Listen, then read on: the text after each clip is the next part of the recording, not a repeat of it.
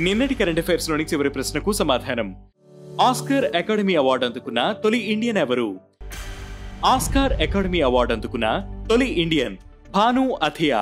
1982లో విడుదలైన గాంధీ సినిమాకు ఆమె బెస్ట్ కాస్ట్యూమ్ డిజైన్ కేటగిరీలో ఈ ప్రతిష్టాత్మక అవార్డును అందుకున్నారు. ఇక మొదటిది, మోస్ట్ ఫేవర్డ్ నేషన్ రద్దు. భారత్ కు ఇచ్చిన మోస్ట్ ఫేవర్డ్ నేషన్ హోదాను స్విట్జర్లాండ్ సర్కార్ రద్దు చేసింది. 2023లో నెస్లే కంపెనీ కేసులో సుప్రీంకోర్టు ఇచ్చిన తీర్పే ఇందుకు కారణమైంది. ఈ నిర్ణయంతో అక్కడున్న భారతీయ కంపెనీలపై పన్ను భారం పడనుంది. ఇక రెండవది, star cricket player retirement.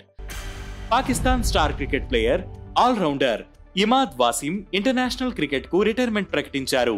130 international cricket మ్యాచ్లు ఆడిన ఇమాద్ 75 టీ20ల్లో 554 రన్స్ చేసి 73 వికెట్లు తీశారు. 2017 ఛాంపియన్స్ ట్రోఫీలో కీ రోల్ పోషించాడు. ఇక మూడవది, మహాకుంభమేళా కోసం ఏఐ చాట్బాట్. 2025 జనవరిలో ప్రయాగ్రాజ్ లో మహాకుంభమేళా ప్రారంభం కానుంది. ఈ వేడుకకు వచ్చే యాత్రికులకు ఏఐ చాట్బాట్ సేవలు అందించనుంది. ప్రధాని నరేంద్ర మోదీ, యూపీ సీఎం యోగి ఆదిత్యనాథ్ కుంభ సహాల్యక్ పేరుతో మల్టీలింగ్వల్ ఏఐ చాట్బాట్ ను లాంచ్ చేశారు. ఇక నాలుగవది, first female loco pilot in Asia. Loco pilot ఇదొక male dominated profession. Ladies special train లో లోకో పైలట్ గా పనిచేసిన సురేఖ శంకర్ యాదవ్ ఇండియాలో ట్రైన్ ను నడిపిన ఫస్ట్ ఫీమేల్ లోకో పైలట్ గా చరిత్ర సృష్టించారు. 2011 ఉమెన్స్ డే రోజున ఆమె ఏషియాలోనే ఐకానిక్ దక్కన్ క్వీన్ గా గుర్తింపు తెచ్చుకున్నారు. వందే భారత్ ట్రైన్ ను నడిపిన ఫస్ట్ ఫీమేల్ లోకో పైలట్ గాను రికార్డు సృష్టించారు.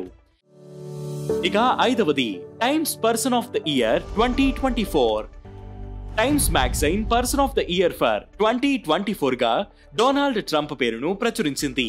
టైమ్స్ మ్యాగజైన్ పై రెండోసారి ఈ గౌరవాన్ని దక్కించుకున్న వ్యక్తిగా ట్రంప్ నిలిచారు. పొలిటికల్ ఇన్ఫ్లుయెన్స్, అమెరికా ఎన్నికల్లో ట్రంప్ పాత్ర వంటి విషయాలను ఈ మ్యాగజైన్ లో వివరించారు. ఇక ఈ రోజు current affairs question, gem of Africa అని ఏ దేశాన్ని అంటారు? ఈ ప్రశ్నకు సమాధానం మీరే కామెంట్ చేయండి.